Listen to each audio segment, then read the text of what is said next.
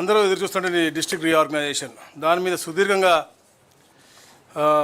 మనం చర్చించడం జరిగింది. దానికి కూడా అన్ని ఫలితాలు కూడా మేము ముందు చెప్పబోతా ఉన్నాం. దాదాపుగా 17 జిల్లాల్లో మార్పుల కోసం మనం 9 ఇచ్చాము. 9 జిల్లాల్లో మార్పులు లేవు. విజయనగరం, పార్వతీపురం, మన్యం, విశాఖపట్నం, ఏలూరు, కృష్ణా, ఎన్టీఆర్, గుంటూరు, పల్నాడు, అనంతపురం తప్ప మిగతా 17 నియోజకవర్గాల్లో కూడా 17 జిల్లాల్లో కూడా మార్పులు వచ్చాయి. ఏదైతే గజెట్ ఇచ్చిన తర్వాత పబ్లిక్ నుంచి వచ్చిన రెస్పాన్స్ బట్టి మనకి ఎక్కడెక్కడైతే మండలాలు మారాలో, ఎక్కడెక్కడైతే డివిజన్స్ కావాలో అవన్నీ కూడా మనం ఏర్పాటు చేయడం జరిగింది. నూతనంగా రంపచోడవరం అంటే పోలవరం రంపచోడవరం, ఎందుకంటే పోలవరం అనేది ఈ రాష్ట్రానికే ఒక మంచి పేరున్నటువంటి మనకంటే మనం పోలవరాన్ని సోమవారంగా పెట్టుకుని మనం గతంలో కూడా చాలా కార్యక్రమాలు చేసాం. ఇది మనకి ఒక నాడి అని చెప్పి, జీవనాడి అని చెప్పి చెప్పుకున్నాం. కాబట్టి ఆ పేరు ఉండాలనే లక్ష్యంతో పోలవరం జిల్లాగా ఒకటి ఏర్పాటు చేసి రంపచోడవరం నియోజకవర్గాన్ని దాన్ని అభివృద్ధి చేయాలని చెప్పేసి, అలాగే ఎక్కడైతే పోలవరం విలేజ్ ఉందో దాన్ని కూడా రాబోయే రోజుల్లో అభివృద్ధి చేసి ఆ ప్రాంతానికి కూడా రెవెన్యూ పరంగా కూడా ఒక డివిజన్ ఇవ్వాలని చెప్పేసి కూడా ముఖ్యమంత్రి గారు కాంక్షించారు. అది రాబోయే రోజుల్లో కూడా చేయాలని చెప్పేసి మేము చేస్తూ ఉన్నాం. దాదాపుగా 25 మార్పులతో మనకి ఈ 17 జిల్లాలు మనం చేసాము.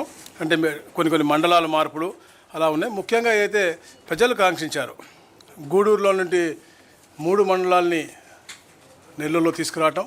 ఎప్పటి నుంచో గూడూరు ప్రజలు నెల్లూరుకి చాలా దగ్గరగా ఉన్నాం, మేము తప్పకుండా అటు వెళ్ళాలని చెప్పేసి వారు కోరారు. అందుకనే కోట, చిలకూరు మండలం, గూడూరు మండలం మనం నెల్లూరుకు తీసుకొస్తా ఉన్నాం. అలాగే కింద ఉన్నటువంటి 2 మండలాన్ని మనం తిరుపతిలో పెడతా ఉన్నాం. దాని ద్వారా ఏమవుతుందంటే దుగ్గరాజపట్నం పోర్టు కిందకు ఉంటుంది తిరుపతి జిల్లాలో, పైకి కృష్ణపట్నం పోర్టు మొత్తం కూడా అటు. ఎందుకంటే ఇంతకుముందు గత ప్రభుత్వం చేసింది ఎక్కడ కూడా ప్రాపర్గా ఆలోచించకుండా, మంచి పరిపాలనా సౌలభ్యం ఉండే విధం ఉండకుండా ఆ కార్యక్రమాలు చేశాయి. అందుకనే ఇవన్నీ కూడా మనకి ఇబ్బంది ఉంటుంది. అలాగే ఏదో రంపచోడవరం ముందు ముఖ్యంగా చెప్పాను నేను, ట్రైబల్స్ వారి యొక్క అభివృద్ధి అనేది ఎక్కడ కూడా కుంట పడకూడదు. అక్కడ మంచి పరిపాలన లక్ష్యంతోనే ఒకే పార్లమెంట్లో 3 జిల్లాలు అయినప్పటికీ కూడా అది తప్పకుండా ఏర్పాటు చేయాల్సిన అవసరం ఉంది అనే లక్ష్యంతోనే ఈ కార్యక్రమం చేపట్టారు.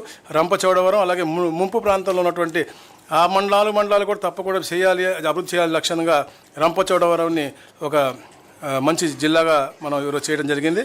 అలాగే సామర్లకోట మండలాన్ని మనం పెద్దాపురంకి మార్చడం, అంటే కలిపి అటు మండలం మార్చడం. అలాగే ఏదైతే మండపేట ప్రజలు ఎప్పటి నుంచో కాంక్షిస్తూ ఉన్నారు, రాజమండ్రి కూతవేటి దూరంలో ఉంటాం మేము, రాజమండ్రిలో మమ్మల్ని కలపాలి అనేది, అది గతంలో చాలా రిప్రజెంటేటివ్ వచ్చినాయి, అవి కూడా చేయడం జరిగింది. అలాగే ముఖ్యంగా పెనుగొండ ఏదైతే మనకి వెస్ట్ గోదావరిలో ఉన్నటువంటి పెనుగొండ గ్రామాన్ని వాసవి పెనుగొండగా మార్చాలని చెప్పేసి ఎప్పటి నుంచో కాంక్షిస్తూ ఉన్నారు. ఎందుకంటే అక్కడ వాసవి మాత జన్మస్థలం అని చెప్పేసి వారు కోవడం జరిగింది. ఆ పేరు కూడా మార్పుడు కూడా ఈరోజు క్యాబినెట్లో ఆమోదం పొందడం జరిగింది.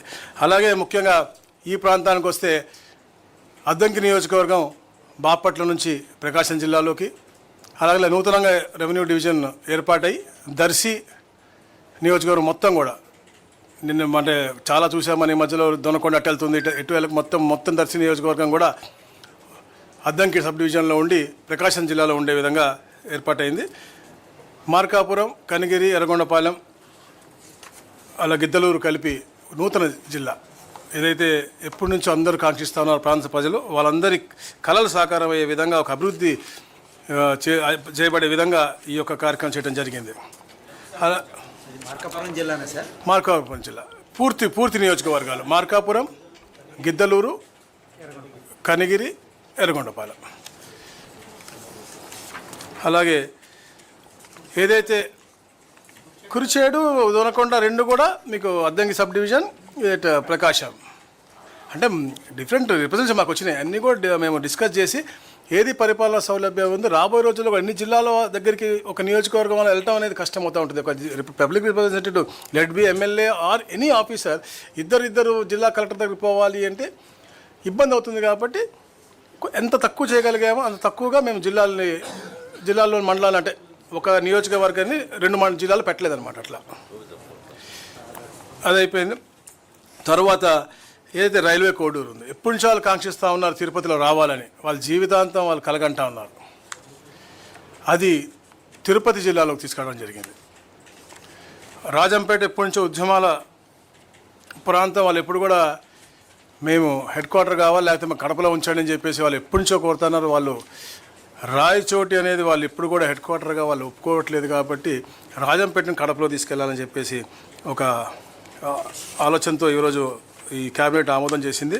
అలాగే ముఖ్యంగా మదనపల్లి జిల్లాలో ఏర్పాటు చేయాలని చెప్పేసి అందరూ కూడా డిస్కస్ చేశారు.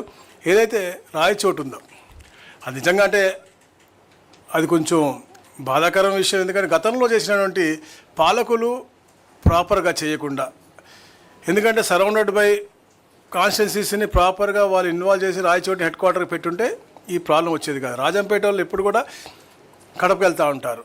ఈ మన పొంగునూరుని తీసుకెళ్ళి చిత్తూరులో పెట్టి దాన్ని ఇక్కడ కలపకుండా, అంటే ఒక అసలు పరిపాలనా సౌలభ్యం లేనటువంటి విధానంగా కేవలం రాయచోటిగా పెట్టేటువంటి పరిస్థితి. కాకపోతే ఇప్పుడు మన రాయచోటిని సింగిల్గా ఒక నియోజకవర్గాన్ని ఒక డిస్ట్రిక్ట్గా ఇవ్వలేము కాబట్టి అన్నమయ్య జిల్లా అలాగే అన్నమయ్య జిల్లాగా ఉండి హెడ్ క్వార్టర్ని మదనపల్లి మార్చడం జరుగుతూ ఉంది. రాయచోటి కూడా మదనపల్లి జిల్లాలో ఒక భూభాగంగా ఉంటుందని చెప్పేసి కూడా మీకు తెలియజేస్తూ ఉన్నాను. ఈ మరి ముఖ్యమైనటువంటి మార్పులు, ముఖ్యంగా బనగానపల్లి ఒక సబ్ డివిజన్ ఏర్పాటు అవుతూ ఉంది. అలాగే అడ్డ రోడ్డు అనకాపల్లి జిల్లాలో ఒక సబ్ డివిజన్ ఏర్పాటు అవుతూ ఉంది. అలాగే